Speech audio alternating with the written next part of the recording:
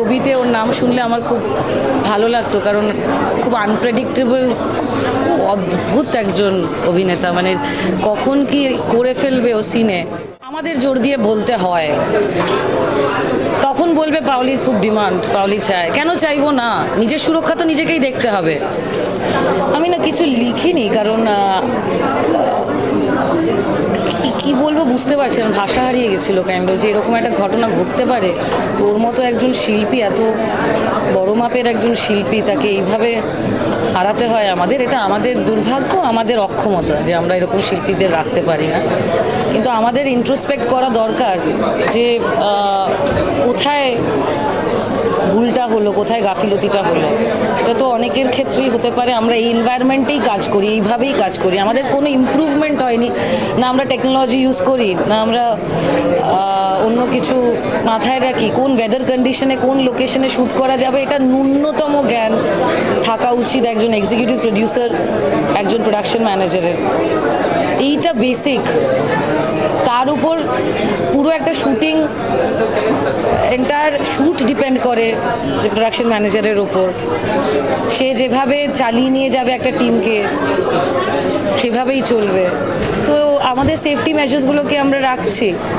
আমাদের কি অ্যাম্বুলেন্স থাকে, আমাদের কি সিপিআর দেওয়ার কোনো নার্স বা বেসিক একজন ডাক্তার থাকে যখন আমরা এক্সট্রিম লোকেশনে শ্যুট করি, প্রান্তিক কোনো জায়গায় শ্যুট করছি যেখানে কাছাকাছি হসপিটাল নেই। সি বিচে যেরকম হয়, অনেক পাহাড়েও তো শুটিং হয়। আমরা সিনিয়র সিটিজেন নিয়ে যখন শুটিং করি, আমাদের কি সেই ফায়ার মেজার্সগুলো আছে, আমাদের এক্সটিংগুইশার্স থাকে প্রপার। তো অনেক কিছু ভাবতে হবে, মানে অনেক কিছুর পরিবর্তন চাই। মানে তবে গিয়ে, এটা তো একটা ইন্ডাস্ট্রি, এটা তো চ্যারিটির জায়গা নয় যে কেউ শিখতে আসছে, নতুন কেউ শিখতে আসছে, তার এরকম একটা কিছু হয়ে গেল, সেটা নয়। It's a professional world. তাহলে কেন আমরা প্রফেশনালি দেখছি না এটাকে? ফার্স্ট এড বক্স অনেক জায়গায় থাকে না। আমি চেষ্টা করি আমার যে কাজগুলোতে থাকা, কিন্তু সেগুলোতে অনেকটাই আমাদের জোর দিয়ে বলতে হয়। তখন বলবে পাওলির খুব ডিমান্ড, পাওলি চায়। কেন চাইবো না? নিজের সুরক্ষা তো নিজেকেই দেখতে হবে। তাহলে প্রডিউসারদের এত সমস্যা কেন থাকে যে অভিনেতা অভিনেত্রীদের যখন অন্তরাজ নিয়ে কথা ওঠে, কেন থাকবে না?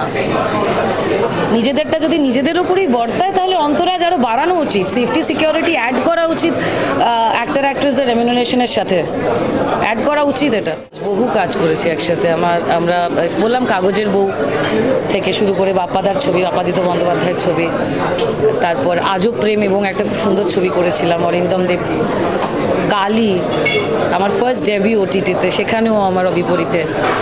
তোর কোনো ছবিতে ওর নাম শুনলে আমার খুব ভালো লাগতো, কারণ খুব আনপ্রেডিক্টেবল, অদ্ভুত একজন অভিনেতা। মানে কখন কি করে ফেলবে ও সিনে, আর তার সাথে তাল মিলিয়ে অভিনয় করতে গেলে ওটা ওটা ওটা খুব সুন্দর একটা জায়গায় চলে যায়। সিনটা একটা অন্য জায়গায় লিফট হয়ে যায় ওরকম অভিনেতা থাকলে। তো আমি তো মিস করবই, জানি না কি কজন, কিন্তু আমরা আমাদের শিল্পীদের এইভাবে হারাতে হচ্ছে, এর থেকে লজ্জার কিছু হতে পারে না।